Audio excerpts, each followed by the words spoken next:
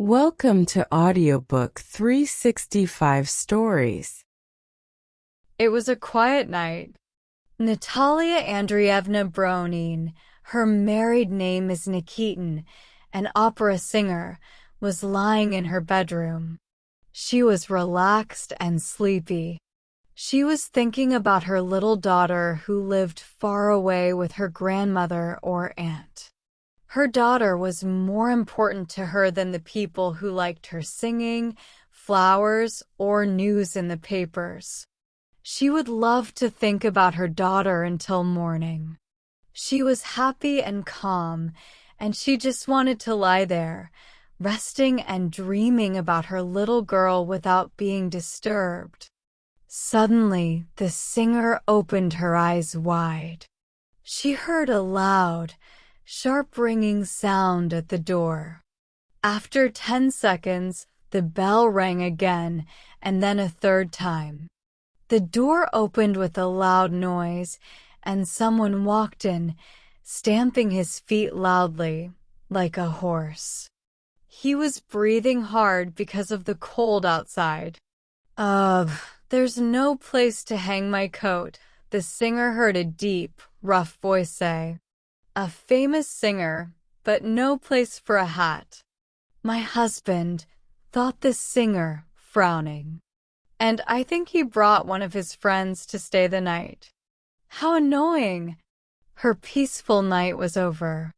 She heard someone loudly blowing his nose and taking off his boots. Then, the singer heard quiet footsteps in her bedroom. It was her husband, Denis Petrovich Nikitin. He brought in cold air and smelled of brandy. For a long time, he walked around the bedroom, breathing heavily and bumping into chairs in the dark, like he was looking for something. "What do you want?" his wife groaned, tired of him moving around. "You woke me up." "I'm looking for matches, my love." "You aren't asleep then?" "I brought you a message. Greetings from that red-haired man who always sends you flowers. Zagvozdkin." "I just went to see him." "Why did you go to see him?" "Oh, nothing much. We sat, talked, and had a drink." "Say what you like, Natalie, but I don't like that man." "I really don't like him." "He is such a fool. He is rich. He has 600,000, but you would never know it. Money is as useless to him as grass. He doesn't spend it, and he doesn't help anyone with it. Money should be moving, but he keeps it all. What's the use of money if it's just sitting there? It's as useless as grass." Her husband sat down at the foot of the bed, breathing hard. "Money that just sits there is harmful," he continued. "Why are businesses failing in Russia? Because there is too much money sitting around. People are afraid to invest it. It's different in England. There are no people like Zagvozdkin in England, my dear. Over there, every penny is moving. They don't lock it up in boxes." "Well, that's fine." "I'm sleepy," said the wife. Right away. What was I talking about? Yes. In these hard times, hanging is too good for Zagvozdkin. He is such a fool and a bad man, no better than a fool. If I asked him for a loan without anything in return, even a child could see that he wouldn't lose anything. But he doesn't understand, the idiot. For 10,000, he could have made 100,000. In a year, he could have made another 100,000. I asked, I explained, but he didn't give me the money, the fool. "I hope you didn't ask him for a loan using my name," said the wife. What a strange question. Mari DL, her husband, replied, feeling upset. "Anyway, he would be more likely to give me 10,000 than you." You're a woman, and I am a man, a business person. And what a plan I gave him. It wasn't some silly idea, but a real, strong business idea. If I found someone who understood, I could have gotten 20,000 just for the idea. Even you would understand if I explained it. But don't talk about it to anyone. Not a word. I think I've told you about it already. Have I told you about the sausage skins? Maybe later. I think I have. Do you get the idea? Right now, the shops and people who make sausages get their sausage skins locally, and they pay a high price for them.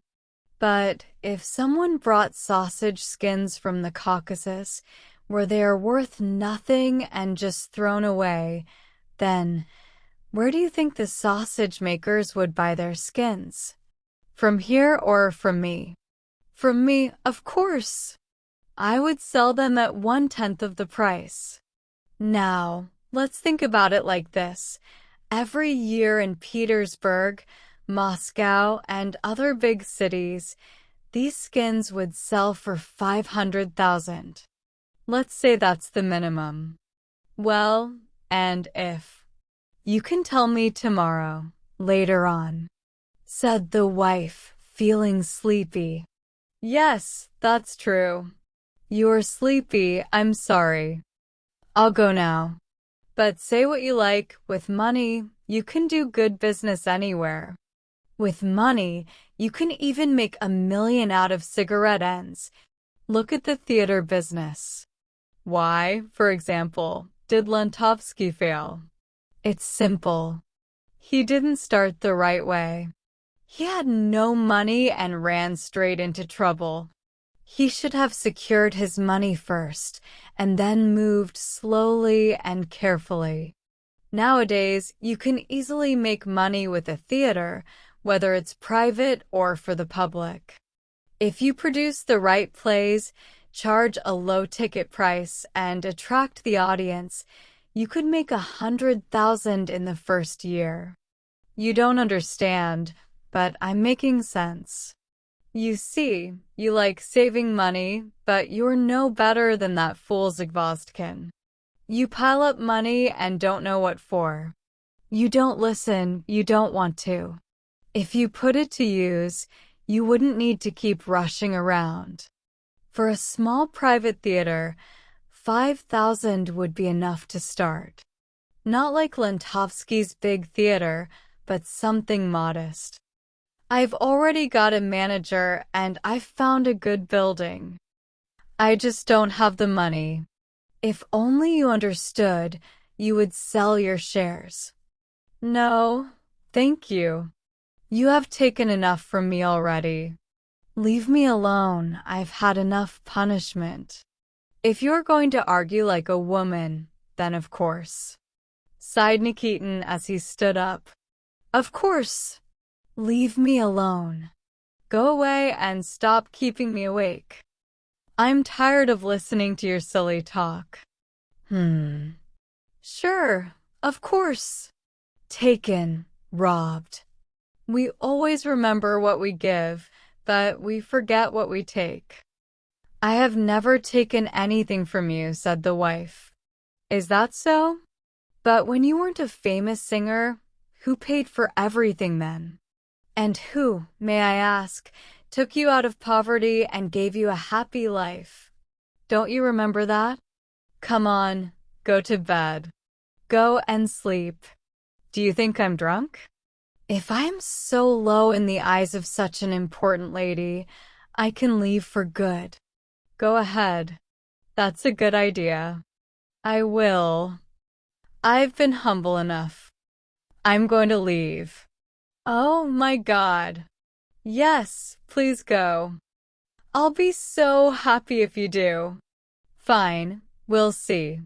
Nikitin mumbled something to himself, stumbled over the chairs, and left the bedroom. Then the singer heard sounds from the hallway, whispers, the noise of shoes being put on, and the door closing. Maridiel was really upset and had left. Thank God, he's gone, thought the singer. Now I can sleep.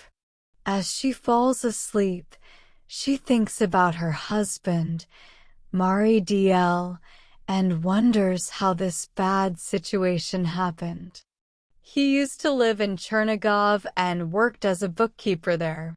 Back then, as just a regular man, not the husband of a famous singer, he was quite tolerable.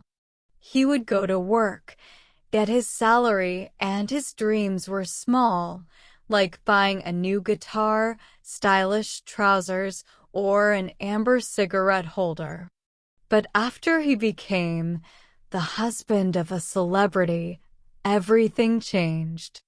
The singer remembers how, when she first told him she wanted to perform on stage, he got angry.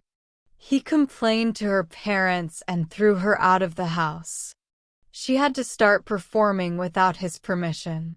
But when he learned from the newspapers and from others that she was making a lot of money, he forgave her, quit his job as a bookkeeper, and started living off her.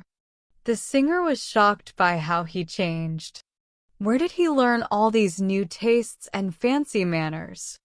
How did he learn to enjoy oysters and different expensive wines? Who taught him to dress fashionably and call her Natalie instead of her old name, Natasha? It's so strange, the singer thinks. In the past, he saved his salary, but now even 100 rubles a day isn't enough for him. He used to be scared to talk in front of schoolboys, afraid of saying something stupid. But now he acts familiar with princes. What a pathetic little man. Then the singer is startled again. The bell rings in the entryway, and the housemaid, grumbling and stomping her feet, goes to open the door. Someone enters, stamping like a horse. He's back, thinks the singer. When will I ever have peace? This is disgusting. She is filled with anger. Wait, I'll show you. She jumps up and runs barefoot into the small drawing room where her husband usually sleeps. She enters just as he is taking off his clothes and folding them neatly on a chair. You went away, she says, her eyes full of anger. Why did you come back? Nikitin doesn't say anything and just sniffs. You left. Now leave again, right this minute. Do you hear me? Her husband coughs and continues undressing without looking at her. If you don't leave, you rude man, then I will, she shouts, stamping her foot. I will leave. Do you hear me, rude, worthless man? Get out. You should be ashamed in front of our guest, mutters her husband. The singer looks around and finally notices an unfamiliar face that looks like an actor's. The man, seeing the singer's bare shoulders and feet, becomes embarrassed and looks like he wants to disappear. Let me introduce, mumbles Nikitin, Bezbaznikov, a provincial manager. The singer screams and runs back to her bedroom. See, says her husband as he lies down on the sofa. It was all love just now, my love, my darling, kisses, but as soon as we talk about money, this happens. It's clear. Money is the most important thing. Good night. A minute later, he is snoring,